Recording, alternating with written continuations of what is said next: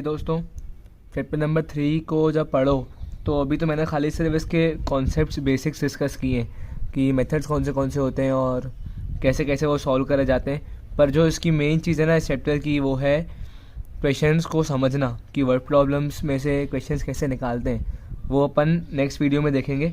तो प्लीज़ ये कॉन्सेप्ट समझ लो सारे के सारे, और चैनल को लाइक सब्सक्राइब सपोर्ट करो ताकि आपको अगली वीडियो पता पड़ सके कब आई है। बेल आइकन पे क्लिक कर देना याद से, और इसके बाद जल्दी आएगी वीडियो, प्लीज़ है ना, स्टे ट्यून्ड। हमारा चैप्टर नंबर 3 है pair of linear equations in 2 variable. पहली बात तो ये इक्वेशन क्या होता है। इक्वेशन का मतलब होता है LHS इक्वल्स टू RHS। हमको ये इक्वल्स टू के साइन के लेफ्ट में जो वैल्यू होगी और उसके राइट में जो वैल्यू होगी वो दोनों इक्वल होती हैं। ऐसी किसी चीज़ को हम बोलते हैं इक्वेशन। अगर मैंने लिखा है x इक्वल्स टू 9, इसका मतलब ये है कि ये हमारा x LHS है और 9 हमारा RHS है, कि ये x की जो वैल्यू है वो 9 के इक्वल है। इक्वल्स टू का मतलब है कि ये दोनों जो चीज़ें हैं वो सेम टू सेम है। जनरली हम इक्वेशन को 0 के इक्वल करके लिखते हैं हमेशा। जैसे यहाँ पे मैंने लिखा है इसको x माइनस 9, इस 9 को यहाँ ले आया इक्वल्स टू 0, कि इस पूरी चीज़ की वैल्यू जो है वो 0 है। इसे कहते हैं इक्वेशन। अब लीनियर मतलब क्या, ये हमने पढ़ा है चैप्टर नंबर 2 पॉलिनोमियल्स में। लीनियर का मतलब होता है कि जिस भी इक्वेशन की डिग्री 1 होती है उसे लीनियर कहते हैं। मतलब कि जैसे अगर यहाँ पर लिखता x square minus 9 equal to 0, degree का मतलब होता है कि जो वेरिएबल है उसकी सबसे हाईएस्ट पावर। तो यहाँ पे हाईएस्ट पावर क्या है, 2 है, तो डिग्री 2 होती तो फिर ये हो जाता है क्वाड्रेटिक पॉलिनोमियल या क्वाड्रेटिक इक्वेशन, जो हमारे काम की नहीं है। हमारा काम मतलब है लीनियर इक्वेशन से। लीनियर का मतलब होता है 1, मतलब वो सारी इक्वेशंस जहाँ पर वेरिएबल्स की सबसे हाईएस्ट पावर, सबसे हाईएस्ट जिसको हम डिग्री कहते हैं जनरली, वो 1 हो। जैसे कि मैंने लिखा है यहाँ पे x प्लस 5 इक्वल्स टू 0, तो यहाँ पर ये x क्या है, इसकी डिग्री 1 है। मैंने लिख दिया x अपॉन 9 इक्वल्स टू 0, तो यहाँ पर इसकी x की डिग्री 1 है। ठीक है, तो ये सब लीनियर इक्वेशन है। पर क्वेश्चन में लिखा है पेयर ऑफ लीनियर, चैप्टर का नाम है pair of linear equation in 2 variables. 2 variable का मतलब है कि यहाँ पर हमको 2 वेरिएबल होंगे इक्वेशन में। मतलब कि इक्वेशन तो है, डिग्री उसकी 1 है, जिसमें 2 वेरिएबल हैं। मतलब कि हमें ऐसी कुछ कहानी होगी x plus Y equals to 0 equation है। ठीक है, और लीनियर है। देखो जो वेरिएबल है इनकी पावर 1 है, हाईएस्ट पावर 1 है, मतलब कि लीनियर इक्वेशन। और ऊपर से 2 वेरिएबल्स हैं, एक x है और y है। इसे कहते हैं pair of linear equations in 2 variables. और इनको सॉल्व करने के लिए, मतलब कि ये x और y की वैल्यूज़ निकालने के लिए हमें हमेशा 2 इक्वेशन होनी चाहिए। जितने वेरिएबल्स उतनी इक्वेशन। तो जैसे यहाँ पर ऐसा भी होता है x minus Y equals to 0। ठीक है, तो यहाँ पर 2 इक्वेशन हो गई ना, इसको बोलते हैं पेयर, 2 को बोलते हैं पेयर। तो pair of linear equations in 2 variables. इनको सॉल्व करने के लिए हमारे पास एग्ज़ाम में 3 मेथड्स हैं। एक तो है ग्राफिकली, जो कि बहुत ज़्यादा इजी है, इसमें कुछ नहीं है। एक है अपना सब्स्टिट्यूशन के थ्रू, ये भी बहुत इजी है। एक है थोड़ा सा डिफ़िकल्ट है, एलिमिनेशन बोलते हैं उसको, पर ये सबसे ज़्यादा टाइम बचाता है। मतलब मैं बोलूँगा अगर एग्ज़ाम में क्वेश्चन आए ना सॉल्व करने का और मेथड नहीं दिया हुआ हो तो हमेशा एलिमिनेशन लगाना। अगर आगे 11th में मैथ्स लेते हो तो आपको ये मेथड बहुत काम आएगी, क्योंकि इससे फास्ट होता है कैलकुलेशन बहुत, इन दोनों के मुकाबले। अब देखो एक क्वेश्चन है, अपन इसको तीनों मेथड्स के थ्रू सॉल्व करेंगे। ग्राफिकली भी करेंगे, सब्स्टिट्यूशन भी करेंगे, एलिमिनेशन भी करेंगे। x plus 3y equals to 6 ये हमारी फर्स्ट इक्वेशन है, और 2x minus 3y equals to 12 ये हमारी सेकेंड इक्वेशन है। अब इस टाइप क्वेश्चन कर रहे हैं ग्राफिकल मेथड से। अपने को 2 इक्वेशन दिए, 2x minus 3y equals to 12 और x plus 3y equals to 6। कैसे करना है कि टेबल बना लेंगे x और y का, ये अपन ने सीखा है पहले भी, रिवीजन है समझो एक तरीके से। और 0 है, मतलब वैल्यू पुट करनी होती है x की। जैसे 0 पुट करी मैंने यहाँ पर इक्वेशन में, यहाँ पे 0, तो मुझे क्या मिलेगा, y की वैल्यू क्या निकल के आएगी। देखो 0 माइनस 3y, फिर 0 माइनस 3y इक्वल्स टू 12, तो minus 3y equals to 12, y क्या आ जाएगा 12 अपॉन माइनस 3, जो कि हो जाएगा -4। ठीक है, तो y मैंने यहाँ पुट कर दिया -4। अब यहाँ मैंने y को 0 पुट किया, यहाँ y को 0 पुट किया, तो मिलेगा 2x minus 3 into 0 equals to 12, मतलब कि 2x इक्वल्स टू 12, 0 बन जाएगा ना पूरा। x क्या आ जाएगा 6 डिवाइड करने पे, तो जब y को 0 लिया तो मुझे x मिला 6, 3 पॉइंट्स कम से कम लेने पड़ते हैं। अब अगर मैंने एक बार x को 3 लिया, अब देखो ये होता है अजम्पशन वाला खेल। यहाँ पर आपको देखना पड़ेगा, अगर देखो अपन यहाँ पर कुछ भी ले लेंगे ना, अगर समझो 1 ले लिया तो अपना y जो है ना वो सही नहीं आएगा, मतलब वो अपॉन वगैरह में आएगा। देखो अगर ये 1 लेता मैं तो मुझे क्या मिलता है -3y इक्वल्स टू 10, यहाँ पे आता माइनस होकर 10 मिलता, तो y क्या मिलता 10/3।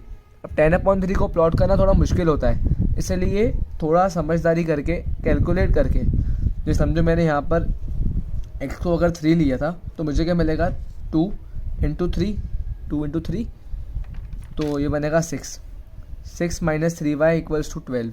ठीक है, तो अब देखो अगर मैंने इसको सॉल्व किया, -3y यहाँ पे रखा, इस 6 को यहाँ ले आया, मुझे मिलेगा -3y इक्वल्स टू 6। तो अब देखो y जो आया ना -2 आया, ये सिंपल कट रहा है, मतलब कि ये ऐसी वैल्यू आई जो भाई इजीली सॉल्व हो सकती है। कल को कोई भी अगर अजीबोगरीब वैल्यू आ जाती तो फिर अपन सॉल्व नहीं कर पाते, इसको प्लॉट नहीं कर पाते, इसलिए ठीक है यहाँ पर थोड़ा ध्यान देना पड़ता है। 2 पॉइंट तो ईजी होते हैं, दोनों को 0 मान लिया, 1 पॉइंट थोड़ा टफ होता है, इसको थोड़ा सोच के निकालना पड़ता है। ठीक है, अब इस इक्वेशन जैसे इसका निकाला ना वैसे इसका भी निकालेंगे। एक बार x को 0 लिया तो देखो क्या मिलेगा 3y इक्वल्स टू 6, ये 0 हो गया तो 3y इक्वल टू 6, y हो जाएगा 2। ठीक है, फिर एक बार मैंने y को 0 लिया तो मुझे मिलेगा x इक्वल टू 6, ये पूरा 0 हो जाएगा तो x इक्वल टू 6। एक बार मैंने y को अब 1 ले लिया, ठीक है यहाँ पर, तो मुझे क्या मिलेगा x + 3 और y की वैल्यू 1 है क्योंकि इक्वल टू 6, तो x 3 को मैं यहाँ ले आया इक्वल्स टू 3। ठीक है, 6 - 3 3 हो जाएगा, तो y को 1 लिया मैंने जब यहाँ पर तो मुझे x मिला 3। ठीक है, यहाँ पर गलती होती है मोस्टली, हम क्या यहाँ पे पुट y करते हैं, मतलब अज्यूम y को करते हैं पर वैल्यू पुट x की जगह पर कर देते हैं। ऐसा मत करना, जो अज्यूम कर रहे हो, जो आपने यहाँ लिखा है वैसे ही इस बॉक्स में चढ़ाना, क्योंकि अगर यहाँ पर वैल्यू गलत दिखी तो आपका ग्राफ सही नहीं बनेगा। अब ये ग्राफ ये मेनली बनता है ग्राफ पेपर पे। ठीक है, तो मैंने खैर समझाने के लिए इधर बनाया है, आप रफ वर्क में भी कर सकते हो तैयारी, मतलब जब प्रैक्टिस कर रहे हो तो। बाकी 4-5 बार के क्वेश्चन को ग्राफ पे करके देखना ज़रूरी होता है, वरना एग्ज़ाम टाइम में नहीं बनता है ग्राफ पे। तो ये सिंपल ग्राफ ड्रॉ किया है, 4 कोऑर्डिनेट बनाए, 4 कोऑर्डिनेट्स बनाए मैंने, x y एक्सिस लिए और ये x डैश ये y डैश। ठीक है, नेगेटिव साइड वाला, क्योंकि देखो पॉइंट्स ऐसे है ना, नेगेटिव भी देखो है और पॉजिटिव भी है। अब देखो पॉजिटिव x एक्सिस में हाईएस्ट 6 जा रहा है, तो मैं 6 तक ले लिया। अब लगभग अजम्पशन लगाते हैं ऐसा, ठीक है, अब ऐसा नहीं कि 6 ही लो, थोड़ा और बड़ा कर सकते हो, क्या पता वैल्यू आगे या निकल के आए, एक जनरल अजम्पशन से बता रहा हूँ। फिर ऐसे y देखो -4 हाईएस्ट था तो मैंने इसलिए थोड़ा और -5 तक ले लिया, और नेगेटिव में था -2। ठीक है, बाकी x नेगेटिव नहीं है तो फिर हल्का से मैंने बनाया है। ठीक है, अब क्वेश्चन सॉल्व करेंगे। देखो पॉइंट्स प्लॉट करने, ये मेन स्टेप होती है प्लॉटिंग वाली, या यहीं पर गलती होती है मेनली। देखो पहले क्या था x 0 और -4, पहली इक्वेशन की बात कर रहा हूँ, तो ये 0 और -4 यहाँ पे लिख दिया 0 -4। ठीक है, फिर है 6 0, तो 6 और 0, 6 0 यहाँ पे लिख दिया। फिर है 3 - 2। ठीक है, तो 3 और -2 मैंने लिख दिया, 3 और -2। अब जब ये बना दिए तीनों पॉइंट्स तो इसको ऐसे खींच दो लाइन को स्केल से, और यहाँ पे लिखना 2x - 3y इक्वल्स टू 12 की ये इस इक्वेशन की लाइन है। ठीक है, पहचानने के लिए ये ग्राफ की भी एक प्रेजेंटेशन होती है, उसमें आता है ये सब कुछ। उसके बाद नेक्स्ट लाइन प्लॉट करेंगे, x0 y2 x0 y2 पहला पॉइंट। दूसरा पॉइंट क्या है 6 और 0, 6 और 0 दूसरा पॉइंट। तीसरा पॉइंट क्या है 3 और 1, 3 और 1 तीसरा पॉइंट। अब इन तीनों को देखो खींचा और इसको लिख दिया x + 3y equals to 6। Simple, दोनों अपन लाइन प्लॉट करी। अब ये लाइन जहाँ पे इंटरसेक्ट कर रही है, जहाँ पर एक दूसरे को काट रही हैं, वो जो पॉइंट होता है ना, वो पॉइंट होता है सॉल्यूशन इन दोनों इक्वेशंस का। देखो इन लाइनों पर जितने पॉइंट्स लाई करते हैं, अब समझो जैसे ये 2x - 3y इक्वल्स टू 12 वाली अपनी लाइन है, इस पूरी लाइन पर जितने पॉइंट्स भी होंगे ना, जितने भी मतलब गिनती के बाहर, वो सारे के सारे इस इक्वेशन के सॉल्यूशन है, सारे के सारे। आप कुछ भी प्लॉट कुछ भी पुट कर लो, कुछ भी। और वैसे ही जो ये लाइन है, इस लाइन के जितने भी सारे पॉइंट्स होंगे ना, वो सारे के सारे इस लाइन के सॉल्यूशंस हैं। समझ में आया क्या बोला? इस लाइन के सारे सॉल्यूशंस इस पॉइंट पे, इस लाइन पे लाई करते हैं, और इस इक्वेशन के सारे सॉल्यूशंस इस लाइन पे लाई करते हैं। अब एक ऐसा सॉल्यूशन होगा जिसको हम यूनिक सॉल्यूशन बोलते हैं, जो इन दोनों का होगा। जो अगर इन दोनों का है तो उस पॉइंट से दोनों लाइनें गुजरनी चाहिए। इस चक्कर में हम ग्राफिकली यही सॉल्व करते हैं कि इसके सारे सॉल्यूशंस हैं, इसके सब सॉल्यूशंस हैं, पर ये एक सॉल्यूशन है जो इन दोनों का है, इसलिए ये यूनिक सॉल्यूशन है जो कि इन दोनों का मतलब जो इन दोनों को सॉल्व कर सकता है। तो उस पॉइंट को हम कहते हैं यूनिक सॉल्यूशन। इस तरीके से ग्राफिकल मेथड को यूज़ किया जाता है। जैसे यहाँ पर ये 6 और 0 है, इस पॉइंट पर इन दोनों लाइनों ने कट किया है, तो ये 6 और 0 जो है ना, इन दोनों का आंसर आएगा। मतलब 6 और 0 को पुट करने पे ये दोनों इक्वेशन इक्वल आने चाहिए। करके देख लो ना, 6 और 0 पुट करो, 6 प्लस 0, 0 बन जाएगा ना पूरा, 3 इंटू 0, तो देखो क्या मिलेगा, 6 इक्वल्स टू 6। हो गया प्रूफ, हो गई ना इक्वल। अब ये देखो 6 और 0 पुट करो तो 2 into 6 minus 3 into 0 equals to दिया है 12, तो हो जाएगा 12, ये हो जाएगा पूरा 0 इक्वल्स टू 12। देखो दोनों इक्वल हो गई। बस यही पॉइंट निकालना था, और ये पॉइंट तभी निकलता है जब दोनों के दोनों लाइन एक दूसरे से इंटरसेक्ट करें, और इंटरसेक्ट हमेशा एक ही पॉइंट पर करेंगी क्योंकि ये लीनियर इक्वेशन है। अब लीनियर है, मैंने पहले बताया था ना पॉलिनोमियल्स में कि लीनियर मतलब होता है वो इक्वेशन जिसका एक ही सॉल्यूशन होता है। ठीक है, अब ये क्या बहुत बड़ी बात हो जाएगी, एकदम से नहीं समझ आएगा, इतना मत सोचो, बस सिंपल देख लो यार कि ग्राफिकल मेथड में क्या दो लाइन खींचेंगी और एक सॉल्यूशन निकल के आ जाएगा उन दोनों का। ठीक है,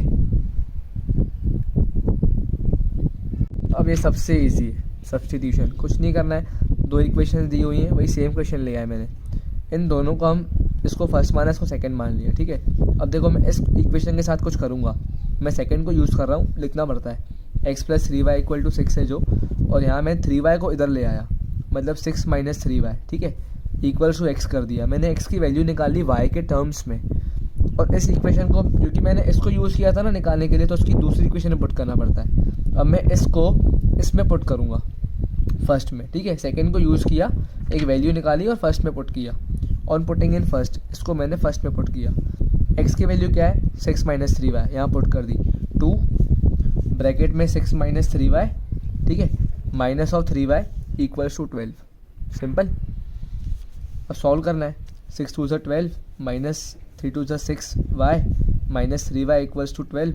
अब देखो 12 minus 6 minus 3 minus 9, 12 minus 9y equals to 12, equals to चल रहा है, 12 को यहाँ लेकर आया बनेगा 0, 12 माइनस 12 0 होता है ना, तो माइनस 9y इक्वल टू 0, तो y क्या आ गया, 0 अपॉन माइनस 9 जो कि 0, y 0 आ गया अपना एक। अब मेरे को y की वैल्यू मिल गई। अब इस y को इन दोनों में से कहीं पर भी पुट कर दो, आपका आंसर आ गया। ये समझो मैंने अभी सेकंड में पुट किया है। ठीक है, x plus 3y equals to 6 में मैंने y की वैल्यू पुट करी है। On putting 4 in second, x plus 3 y था मेरा 0 इक्वल्स टू 6, x क्या आया, ये 0 बन गया, x क्या आ गया 6। ठीक है, सिंपल। देखो ये ऐसा है, थोड़ा डायरेक्ट कर रहा हूँ, तो डायरेक्ट आप लोग भी करना, आपका सोचने की पावर बढ़ेगी बहुत, इसलिए मैं कुछ कुछ टाइप्स भी सिखा जाता हूँ कि ताकि आप लोग दिमाग पे जोर डालो, हाँ यार ये नेक्स्ट स्टेप कैसे आई। ठीक है, x इक्वल टू 6 आया, इसका मतलब क्या है कि x 6 और ये y 0 हमारे सॉल्यूशंस हैं इस given pair of linear equation के। डन। देखो ये आया था ना 6 0। पता है बहुत बार क्या होता है ग्राफिकल मेथड में, हम जब अजम्पशन लगाते हैं ना तभी आंसर निकल के आ जाता है। देखो यहाँ पर कैसे आंसर आ गया था मेरा, ये इक्वेशन थी, इसका देखो 6 और 0 आंसर आ गया था, यहाँ पर 6 और 0 कॉमन हो गए थे, पता पड़ गया था भाई ये पॉइंट पे इंटरसेक्ट करने वाली हैं दोनों इक्वेशंस। ऐसा लकीली लगभग टाइम हो जाता है, पर देखो वैसे ही हुआ था ना, ऑलमोस्ट टाइम ऐसा हो जाता है, पर इसका मतलब ये नहीं कि आगे सॉल्व नहीं करना है, सॉल्व तो पूरा करना है क्वेश्चन में। हिट एंड ट्रायल है, पता पड़ गया अंदाजे में। ठीक है, सब्स्टिट्यूशन भी हो गया। अब ये एलिमिनेशन क्या ज़ोरदार चीज़ है, पर हाँ इसको समझने में चाहिए थोड़ा टाइम, और लगे तो 2-3 बार देखना ऐसी सेम 2-3 मिनट की वीडियो को, ताकि समझ में आ जाए एलिमिनेशन क्या है। और अगर इसको मास्टर करना है तो बस एक ही चीज़ है कि प्रैक्टिस करो। एनसीईआरटी के सारे क्वेश्चंस कर लोगे ना अगर एलिमिनेशन से, तो ये पक्का हो जाएगा एकदम अच्छे तरीके से। देखो सिंपल है, इसका मतलब होता है कि हमको किसी न किसी एक वेरिएबल को एलिमिनेट करना है, ख़त्म करना है। ख़त्म कैसे करेंगे, स्टेप देखो, सिंपल इसी इक्वेशन है। ठीक है, मेरे पास दोनों, मेरे को x को ख़त्म करना है। पहली चीज़ क्या करूँगा मैं, x के दोनों कोफिशिएंट्स क्या हैं, मतलब इनके आगे वैल्यू क्या लिखी हुई है, यहाँ पे 2 लिखी हुई है, यहाँ पे 1 लिखी हुई है, ठीक है। मैं करूँगा क्रॉस मल्टीप्लाई, मतलब 2 को मैंने यहाँ मल्टीप्लाई कर दिया, 1 को मैंने यहाँ मल्टीप्लाई कर दिया। अब 1 मल्टीप्लाई करना मतलब नहीं है, इसलिए सिर्फ 2 को मैंने मल्टीप्लाई किया यहाँ पर, ठीक है। मल्टीप्लाई 2 इन सेकेंड, समझ में आया क्या होगा? देखो फर्स्ट को वैसा का वैसा लिख दिया, ये फर्स्ट मेरी वैसी की वैसी है, 2x - 3y = 12, क्योंकि 1 मल्टीप्लाई किया था ना, क्या आप उसमें लिखें। पर जब मैंने 2 को मल्टीप्लाई किया यहाँ पर, ध्यान देना, हम किसी भी इक्वेशन में कुछ भी दोनों तरफ चाहे तो ऐड कर सकते हैं, चाहे तो मल्टीप्लाई कर सकते हैं, चाहे तो डिवाइड कर सकते हैं, चाहे तो माइनस कर सकते हैं, पर दोनों तरफ होना चाहिए। अगर दोनों तरफ है, ये देखो ये 2 मेरे पास चीज़ें हैं, अगर मैंने इसको नीचे किया था ना, इसको भी इतना नीचे किया, तब भी दोनों इक्वल रहेंगे ना। मैंने इसको इतना बढ़ाया, इसको इतना बढ़ाया, तब भी दोनों इक्वल रहेंगे ना। तो इक्वेशन के दोनों हिस्सों में, मतलब LHS में भी और RHS में, हम जो चाहें ऐड कर सकते हैं, सब्ट्रैक्ट कर सकते हैं, मल्टीप्लाई कर सकते हैं, डिवाइड कर सकते हैं, पर हाँ दोनों तरफ, ठीक है। इसलिए देखो मैंने अगर 2 को यहाँ मल्टीप्लाई कर भी दिया ना, तब भी इसकी जो ओरिजिन है ना, मतलब जो इसकी नेटिव चीज़ है ना, वो सेम टू सेम रहेगी। मतलब आप चाहे, हमने कहा था ना लाइन बनती है एक, जैसे मालूम पड़ता है, वो दोनों का ग्राफ सेम ही बनता है, ठीक है। मतलब इतना कुछ चेंजेस नहीं आते इक्वेशन में कभी भी, कुछ भी ऐसे करने से। अब सिंपल था, 2x - 3y = 12 यहाँ पे लिखा, और मैंने 2 को यहाँ मल्टीप्लाई कर दिया, ठीक है। देखो मुझे क्या मिलेगा, 2x सब में मल्टीप्लाई होगा 2x लिख दिया, प्लस लिख दिया 6y लिख दिया, इक्वल्स टू 2 × 6 = 12 लिख दिया, ठीक है। 2 को सब में मल्टीप्लाई कर दिया, देन अब देखो ये 2x और 2x सेम हो गए। अब दोनों सेम है तो मेरे को इन दोनों को ख़त्म करना है। ख़त्म कैसे होंगे? सब्ट्रैक्ट कर दूं? क्या कर रहा हूँ? सब्ट्रैक्ट कर रहा हूँ। और सब्ट्रैक्ट करने पे हमेशा सारे के सारे जो साइन होते हैं ना, वो चेंज करने पड़ते हैं, ठीक है। हम लिखते हैं ना माइनस करके ब्रैकेट लगाते हैं पूरा, फिर जो वैल्यू होती है माइनस प्लस तो माइनस, अगर माइनस होगा तो माइनस माइनस प्लस, इसलिए क्या जितने भी साइन सब चेंज कर दो। समझ में आया कि यहाँ पे प्लस था इसको माइनस कर दिया, ये प्लस था इसको माइनस कर दिया, ये प्लस था इसको माइनस कर दिया। अब देखो 2x - 2x क्या बना? 0, तो ये कट गए 0, ठीक है। -3y - 6y -9y, ठीक है। 12 - 12 0, ठीक है, कट गया। मतलब मुझे क्या मिला? -9y = 0, तो y क्या मिल गया? 0, y आ गया। अब इस y को मैं यहाँ पुट कर दे रहा हूँ सेकंड में, मुझे क्या मिलेगा? x + 0 = 6, x + 0 = 6, x का आया 6, 3 × 0 0 ही होता है इसलिए, ठीक है। देखो आ गया ना आंसर 6 0। और अगर यही क्वेश्चन मेरे को एक और तरीके से करना होता, अभी देखो मैंने एलिमिनेशन किया जिसमें मैंने x को एलिमिनेट कर दिया, ख़त्म हो गया चक्कर। अगर मैं इस क्वेश्चन में y को एलिमिनेट कर दूंगा तो तब भी आंसर सेम आएगा। सिंपल, देखना। अब बात क्योंकि y की हो रही है तो हम y के सारे कोफिशिएंट्स को देखेंगे। यहाँ पर क्या कोफिशिएंट है y का? -3। माइनस मत देखो, खाली आप कोफिशिएंट देखो। y का क्या है? 3, y का क्या है? 3, ठीक है। साइन यहाँ मैटर नहीं करता। अब देखो 3 और 3 काट दूंगा मैं, मुझे मिलेगा 1/1। तो कुछ ज़रूरत नहीं है मल्टीप्लाई करने की, क्योंकि दोनों सेम ही तो है तभी तो 1 1 आ गया। देखो दोनों सेम ही लगे पड़े एकदम। साइन की बात नहीं कर रहा हूँ, साइन को छोड़ो, इसके ये देखो 3 और 3y सेम है। अब मेरे को उससे ख़त्म करना है, क्या करूँ? सब्ट्रैक्ट करूँ क्या? नहीं। अगर मैंने यहाँ पर अभी सब्ट्रैक्ट किया तो देखो साइन चेंज किए, अगर बोल रहा हूँ तो ये क्या हो जाएगा? माइनस, ये हो जाएगा माइनस, ये हो जाएगा माइनस। अगर मैंने सब्ट्रैक्ट किया तो अब देखो ख़त्म नहीं होगा, लेकिन 2x - x क्या बनेगा? x -3y क्या बनेगा? -6y। ख़त्म ही नहीं हुआ। जिस मेन मोटिव से हमने चीज़ करी वो तो पूरी ही नहीं हुई। तो यहाँ पर क्या करना पड़ता है?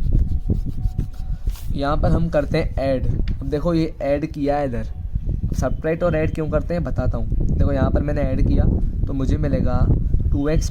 अब ऐड करने पे कोई साइन चेंज नहीं होता, ठीक है। 2x + x क्या हो जाएगा? 3x। ये दोनों देखो -3y + 3y कट गए, ख़त्म। तो यहाँ पे नहीं लिखा है। 12 + 6 क्या हो जाएगा? 18, इक्वल्स टू के इस तरफ 3x क्या आ गया? 18, x क्या आ जाएगा? 18/3 6। अब इसको मैंने पुट किया सेकेंड में वापस से, मुझे मिलेगा ये 6 + 3y = 6, ठीक है। x को मैंने 6 पुट कर दिया ना यहाँ पे, 6 + 3y = 6। 3y क्या आ जाएगा? 0, y क्या हो गया? 0/3 जो कि 0। डन। 6 और 0 वापस आंसर आ गया। पर बात ये होती है कि हमने ऐड क्यों किया और सब्ट्रैक्ट क्यों किया। ईजी है बहुत, पर ध्यान देना, जब कभी भी इनके साइन जिनको हमें एलिमिनेट करना है, इनके साइन अगर सेम होते हैं, सेम मतलब या तो प्लस प्लस है या तो माइनस माइनस है, अगर सेम होते हैं, लाइक बोलते हैं हम इसको, लाइक साइंस, प्लस प्लस है या तो माइनस माइनस है, तो हम सब्ट्रैक्ट करते हैं हमेशा। पर अगर इन दोनों के साइंस, जैसे मैंने यहाँ y को एलिमिनेट किया, और इन दोनों के साइंस अगर अनलाइक है, मतलब कि दोनों सेम नहीं है, डिफरेंट है, जैसे अगर ऊपर प्लस है और नीचे माइनस है, या नीचे ऊपर माइनस है और नीचे प्लस है, समझ में आ रहा है, प्लस के साथ माइनस लिखा है, इसके लिए लिखा है, ऊपर प्लस है नीचे माइनस है, या ऊपर माइनस है नीचे प्लस है, तो हम हमेशा ऐड करते हैं। ये सिंपल तरीका याद करने का, बाकी समझोगे समझ में आ जाएगा कि ऐड क्यों किया, सब्ट्रैक्ट क्यों किया।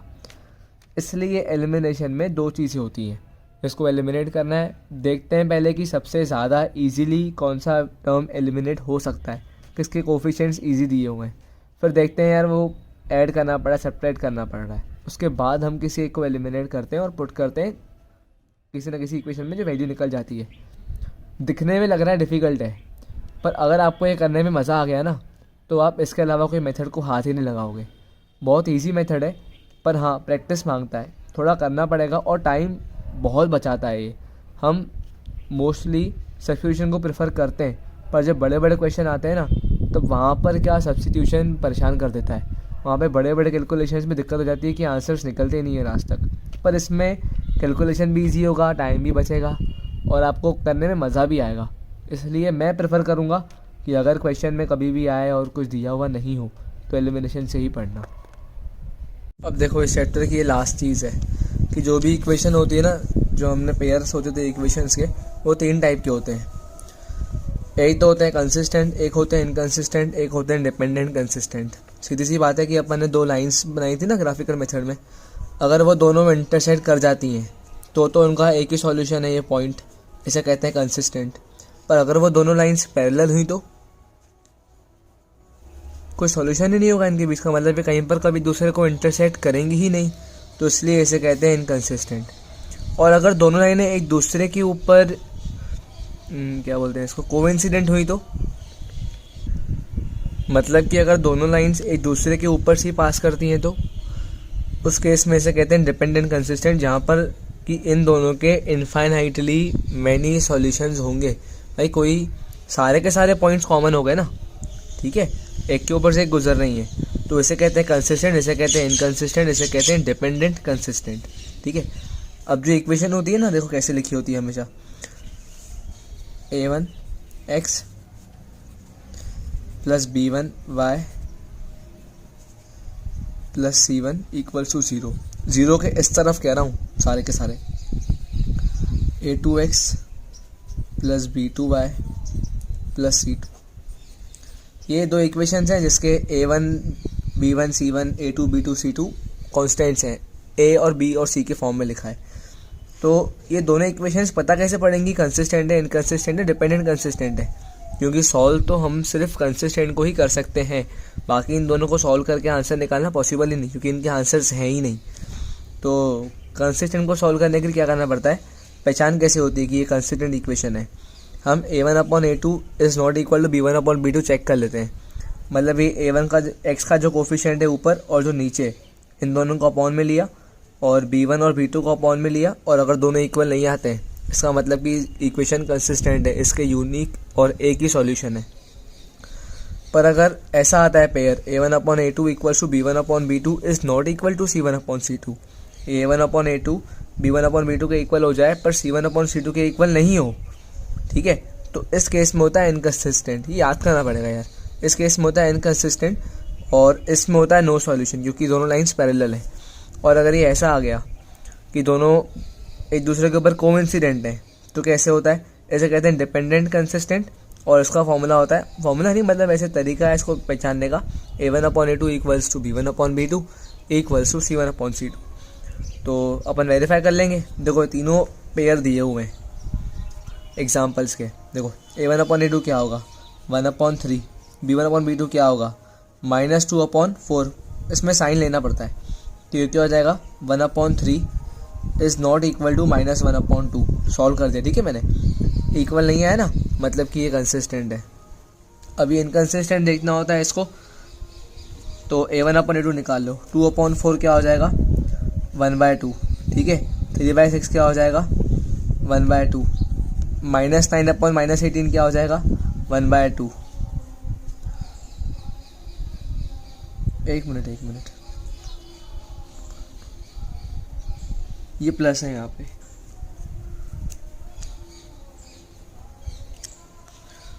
तो ये हो जाएगा -1/2। तो इससे क्या हो गया, ये 1/2 के इक्वल है, पर -1/2 के इक्वल थोड़ी है, तो ये नॉट इक्वल है। तो ये हो जाएगी हमारी इनकंसिस्टेंट इक्वेशन की, इसके सॉल्यूशंस एग्जिस्ट ही नहीं करते। पर अगर डिपेंडेंट कंसिस्टेंट हो तो मतलब देखो ये हो जाएगा 1/2, ये हो जाएगा 1/2, ये हो जाएगा 1/3। अच्छा मैंने गलत लिख दिया, यहाँ वहाँ कर दिए। ये समझो 8 है, तो ये हो जाएगा -4/-8, 1/2। तीनों इक्वल हो गए, तो ये क्या हो गया हमारा, इनफाइनाइटली मैनी सॉल्यूशंस और डिपेंडेंट कंसिस्टेंट। मतलब कि एग्ज़ाम में सिर्फ यही पेयर है जिसका सॉल्यूशन निकल सकता है, इन दोनों के सॉल्यूशंस नहीं निकल सकते। इसके तो बहुत सारे हैं और इसके एग्जिस्ट ही नहीं करते, ठीक है। क्वेश्चन में आता है कि अगर कंसिस्टेंट हो तो ही सॉल्व करना, तो वहाँ पहले चेक करना पड़ता है कि इक्वेशन कंसिस्टेंट आ रही है कि नहीं आ रही है। अब देखो चैप्टर ख़त्म बोलो कैसे हो गया ये हो गया। अब इंट्रोडक्शन अपने देख लिया, इक्वेशंस क्या होती हैं ये भी देख लिया, pair of in equation in 2 variables, graphical method से अपन ने सॉल्व कर लिया, सब्स्टिट्यूशन कर लिया, एलिमिनेशन कर लिया। क्रॉस मल्टीप्लिकेशन सिलेबस में नहीं है और रिड्यूसिबल वाला फॉर्म भी सिलेबस में नहीं है, ठीक है। चैप्टर ख़त्म नहीं हुआ असल में, ये तो अपन ने सिर्फ बेसिक्स पढ़े।